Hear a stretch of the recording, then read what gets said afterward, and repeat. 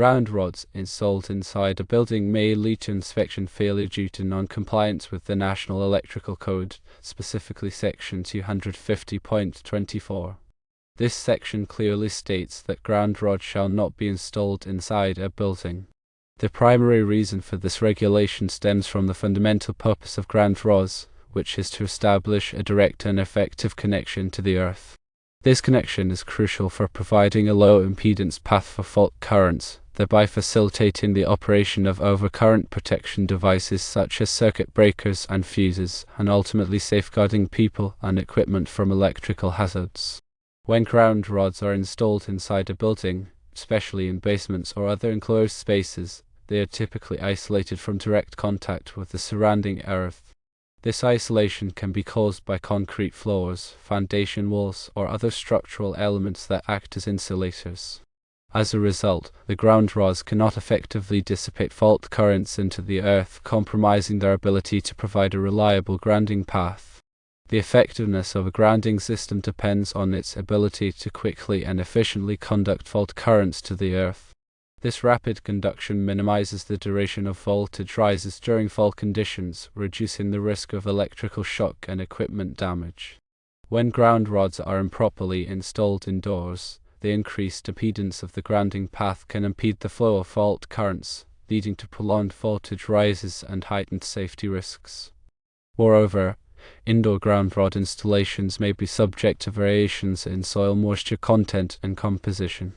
Unlike outdoor locations where ground rods are exposed to natural rainfall and soil conditions, indoor environments tend to be drier and more stable. This can affect the conductivity of the soil surrounding the ground rods, potentially reducing their effectiveness over time. The NEC mandates specific requirements for the installation and spacing of ground rods to ensure proper grounding performance. These requirements typically involve driving ground rods at least 8 feet into the earth and spacing them at a minimum distance apart, usually twice the length of the ground rod. These measures are designed to maximize the contact area between the ground rods and the surrounding soil, thereby enhancing their ability to dissipate fault currents. When ground rods are installed indoors, it can be difficult or impossible to comply with these spacing and depth requirements. Limited space constraints and the presence of building foundations may prevent installers from achieving the necessary separation and penetration depths. In addition to safety considerations, improper ground rod installations can also lead to equipment malfunction and reduce system reliability. Electrical equipment relies on a stable and reliable grounding system to function correctly. Without proper grounding, equipment may be susceptible to voltage fluctuations, electromagnetic interference, and other electrical disturbances that can degrade performance and shorten lifespan. Furthermore, indoor ground rod installations may not meet the requirements of local building codes and regulations. Building inspectors are responsible for ensuring that electrical installations comply with all applicable codes and standards. If ground rods are found to be improperly installed indoors, the installation may be rejected, and corrective action may be required to bring the system into compliance. To ensure compliance with the NEC and local building codes, it is essential to install ground rods outdoors in direct contact with the earth. The specific location of the ground rod should be chosen carefully to maximize their effectiveness and minimize the risk of damage or interference. Factors to consider when selecting a location for ground rods include soil type, moisture content, proximity to underground utilities, and accessibility for maintenance and inspection.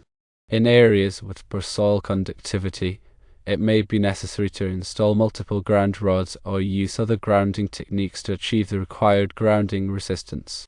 Grounding resistance is a measure of the opposition to the flow of current from the grounding system to the earth.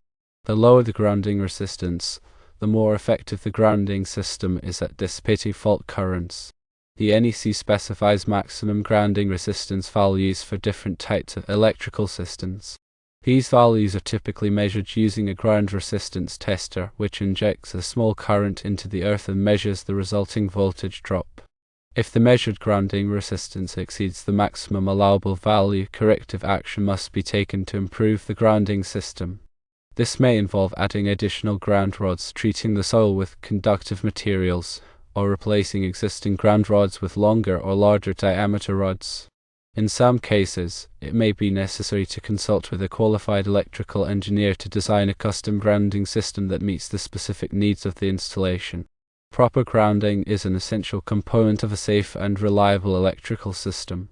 By following the NEC requirements and best practices for ground rod installation, it is possible to minimize the risk of electrical shock, equipment damage, and other electrical hazards. When in doubt, it is always best to consult with a licensed electrician or electrical engineer to ensure that the grounding system is properly designed and installed. The information provided here is for general educational purposes only and should not be considered a substitute for professional electrical advice. Always consult with a qualified electrician before making any electrical modifications or repairs. Grounding is a critical aspect of electrical safety, and proper installation is paramount. Grounding ensures that metallic parts of an electrical system that are not intended to carry current are at ground potential. This minimizes the risk of electric shock if a fault occurs. The National Electrical Code, or NEC, provides comprehensive guidelines for grounding and bonding electrical systems to ensure safety and compliance. Section 250 of the NEC covers the requirements for grounding and bonding. Grounding electrodes, such as ground rods, are used to connect the electrical system to the earth, providing a low impedance path for fault currents. Ground rods must be installed in accordance with NEC requirements to be effective. Section 250.52 of the NEC specifies the types of grounding electrodes that are permitted. These include ground rods, ground plates, metal underground water pipes, and concrete encased electrodes. Ground rods are typically made of copper or copper-clad steel and must be at least 8 feet long. The NEC requires that ground rods be installed so that at least 8 feet of the rod is in contact with the earth. This ensures adequate contact with the soil for effective grounding. The top of the ground rod should be flush with or below ground level. This prevents the rod from becoming a tripping hazard or being damaged by lawnmowers or other equipment. When more than one ground rod is used, it must be spaced at least 6 feet apart. This spacing minimizes the interaction between the rods and ensures that each rod is effective in dissipating fault currents. The grounding electrode conductor, which connects the ground rod to the electrical system, must be sized according to NEC Table 250.66. The size of the conductor depends on the size of the ungrounded service conductors. The grounding electrode conductor must be securely connected to the ground rod using an approved connector. The connector must be suitable for direct burial and must be resistant to corrosion. In addition to ground rods, other types of grounding electrodes may be used. Metal underground water pipes can be used as grounding electrodes if they are in direct contact with the earth for at least 10 feet. Concrete encased electrodes, also known as UFO grounds, are made of steel reinforcing bars encased in concrete. They must be at least 20 feet long and must be located within the bottom 2 inches of a concrete foundation or footing that is in direct contact with the earth. Grounding is essential for protecting people and equipment from electrical hazards. Proper installation of grounding electrodes, such as ground rods, is critical for ensuring the safety and reliability of electrical systems. It is important to follow all NEC requirements and local codes when installing grounding electrodes. If you are not familiar with electrical codes and practices, it is best to hire a qualified electrician to perform the work. Electrical work can be dangerous, and improper installation can lead to serious injury or death. Always turn off the power before working on electrical equipment. Use insulated tools and wear appropriate personal protective equipment. If you are unsure about any aspect of electrical work, consult with a qualified electrician. Remember, safety is always the top priority. Improper grounding can have serious consequences, including electric shock, equipment damage, and fire. By following the NEC guidelines and best practices, you can ensure that your electrical system is properly grounded and that you and your property are protected. It's important to reiterate that installing ground rods inside a building is generally a violation of the NEC, specifically Section 250.24, which mandates that ground rods be in direct contact with the earth. This requirement is in place to ensure the effectiveness of the grounding system in providing a low impedance path for fault currents. When ground rods are installed inside, especially in basements, they are often isolated from the earth by concrete floors and walls, rendering them ineffective.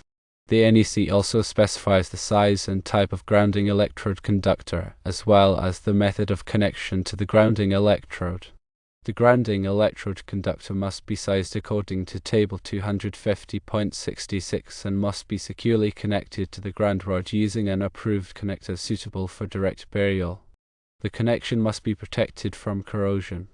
Furthermore, the NEC outlines requirements for the resistance of the grounding system. While there is no specific resistance value mandated for a single ground rod, the code requires that if a single ground rod does not achieve a resistance to ground of 25 ohms or less, a second ground rod must be installed.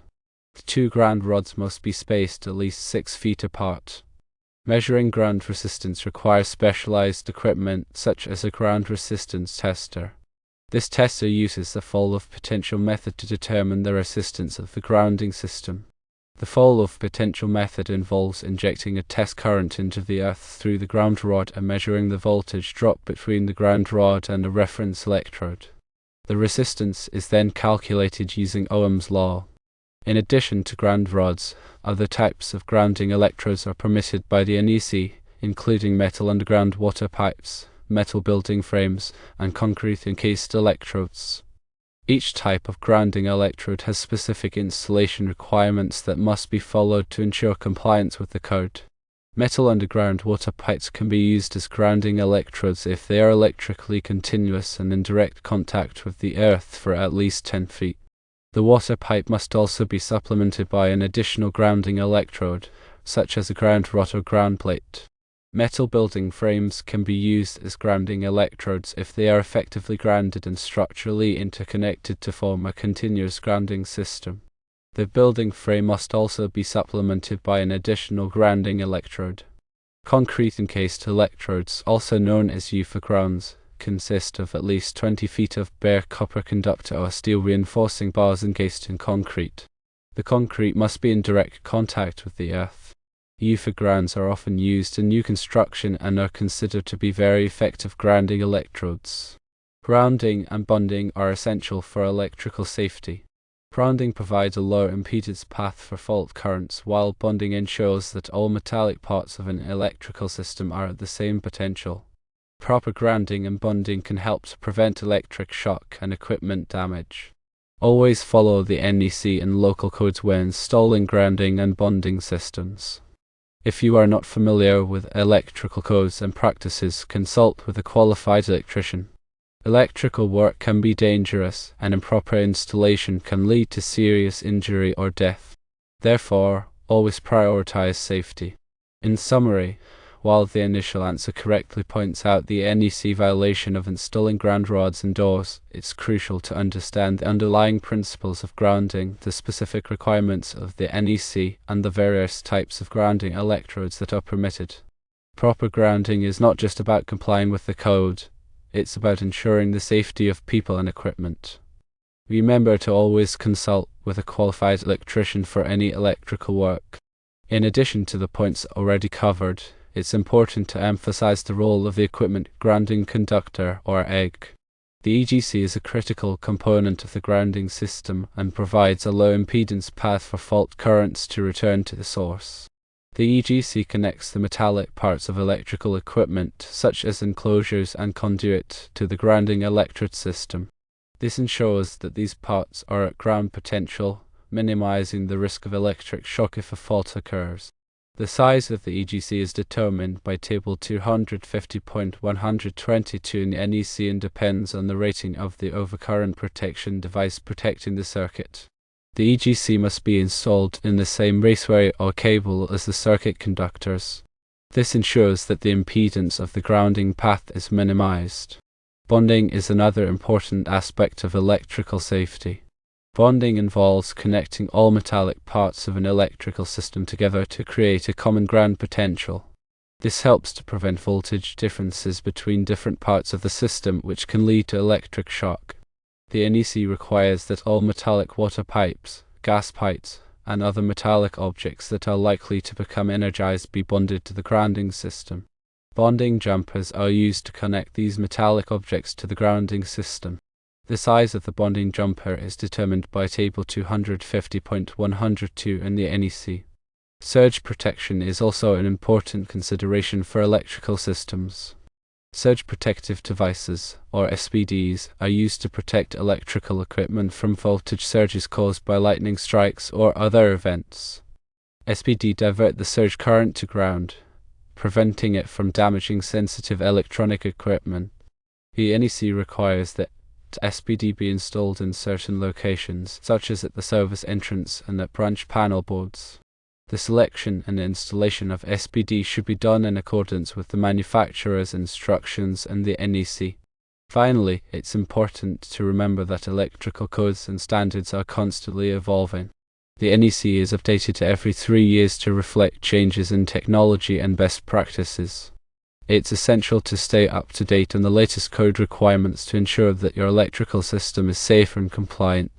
Consider taking continuing education courses or attending industry seminars to stay informed. In conclusion, grounding and bonding are complex topics that require a thorough understanding of electrical codes and practices. Proper grounding and bonding are essential for electrical safety and can help to prevent electric shock, equipment damage, and fire. Always consult with a qualified electrician for any electrical work.